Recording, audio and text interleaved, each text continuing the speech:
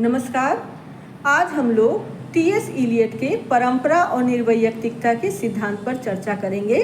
T.S.. Elliot का जन्म 26 सितंबर 1888 को अमेरिका में हुआ था।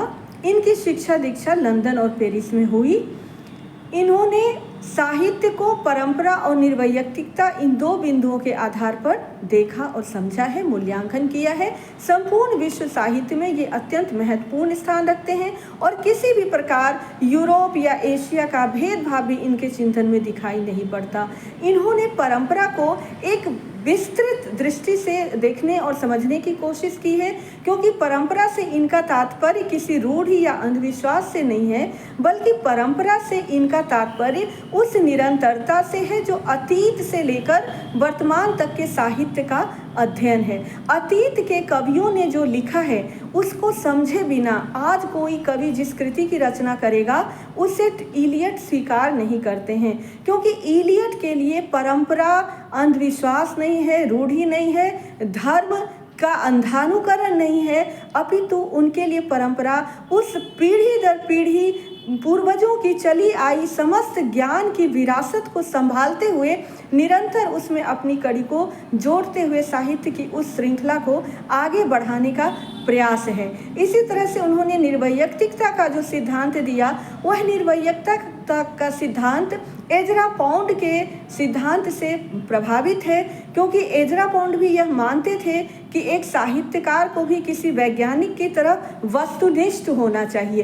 कहने का तात्पर्य यह है कि किसी भी कृति में किसी भी कवि को स्वयं पूरी तरह से उपस्थित होकर अभिव्यक्ति नहीं करनी चाहिए। और इसमें इलियट ने 3 प्रकार की प्रक्रिया बताई है। इलियट कहते हैं कि जो पहली प्रक्रिया है उसमें कवि स्वयं से बातें करता है, जो दूसरी प्रक्रिया है उसमें कवि श्रोता या दर्शक या पाठक से बातें करता है, और जो तीसरी प्रक्रिया है उसमें कवि न तो स्वयं से बात करता है, न श्रोता दर्शक से बात करता है, अपितु वह घटनाक्रम के माध्यम से, पात्रों के माध्यम से उन अनुभूतियों को श्रोताओं, दर्शकों, पाठकों तक पहुंचाता है, और यही उसकी निर्वैयक्तिकता है। कहने का तात्पर्य इलियट का यह है कि जो कवि है वह एक निमित्त मात्र है। उसकी जो अनुभूतियां हैं, उन अनुभूतियों को वह जिस घटनाक्रम के माध्यम से, जिस पात्र के माध्यम से दर्शकों, श्रोताओं और पाठकों तक पहुंचाता है, वही उसकी निर्वैयक्तिकता है मुख्य रूप से।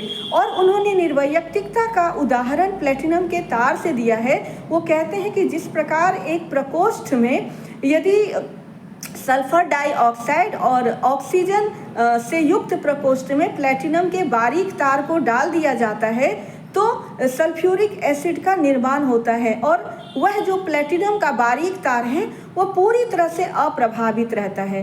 टी.एस. इलियट कवि की उपस्थिति भी उसी प्लेटिनम के बारीक तार से करते हैं।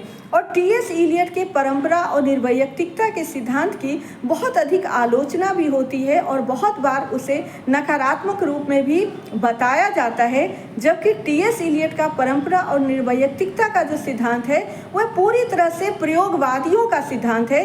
और भारतीय जो प्रयोगवादी लेखक हुए, यदि हम अज्ञे की बात करें या निर्मल वर्मा की बात करें, तो उनके लेखन पर भी हमें टी.एस. इलियट का प्रभाव दिखाई पड़ता है, क्योंकि टी.एस. इलियट यद्यपि अमेरिका के हैं, लेकिन उनका जो चिंतन है वह संपूर्ण विश्व साहित्य को प्रभावित करता है। और टी.एस. इलियट अपने परंपरा और निर्वैयक्तिकता के इस सिद्धांत के कारण विश्व साहित्य में महत्वपूर्ण स्थान रखते हैं। धन्यवाद।